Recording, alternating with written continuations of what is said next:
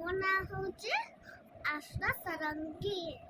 ମୁଁ ଗୋଟେ ମଉଳ ଗାଈ ଆଉ ଭାଗ ଗପ ଗପ ଶୁଣିବାକୁ ଯାଉଛି।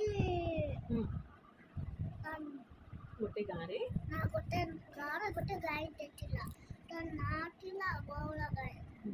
ତା ନାଁ ଥିଲା ବଉଳା ଗାଈ। ସେ ଦେଖିଲା ବେଳକୁ ଭାରି ସୁନ୍ଦର ଥିଲା। ତାପରେ ସେ ଘାସ ଚଢୁ ତାର ଗୋଟେ କୁନି ବାଛୁରୀଟେ ଥିଲା। ସେ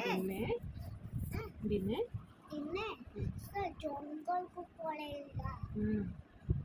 ତାପରେ ଗୋଟେ ବାଘ ଆସିଲା। ତାପରେ କଣ କଲା କହିଲୁ? ସେ ଟିକେ ଡରିଗଲା। ସେ କହିଲା ମୋ ପାଖରେ ଗୋଟେ ବାଘ କଣ କହିଲା? ବାଘ କହିଲା ମୁଁ କଣ ଛାଡ଼ିଦେବି ଭାବୁଛୁ? ମୁଁ ଖାଇବି। ଆଉ ବଉଳା ଗାଈ କହିଲା ମୋର ଗୋଟେ କୁନି ବାଛୁରୀଟେ ଅଛି। ମୁଁ ତାକୁ କ୍ଷୀର ପିଆଇ ଦେବି ଆଉ ଟିକେ ସମୟ ଗେଲ କରିଦେବି ତାପରେ ଆସିବି। ତାପରେ ବାଘ ତାକୁ ଛାଡ଼ିଦେଲା। ସେ ଗଲା ତା ବାଛୁରୀ ପାଖକୁ। ସେ ତାକୁ କ୍ଷୀର ପିଆଇଲା। ସେ ବହୁତ ଗେଲ କଲା। ତାପରେ ସେ ବାଘ ପାଖକୁ ଗଲା। ତାପରେ ପୁଣି ସେ ଆସିଲା ଖାଇଲା।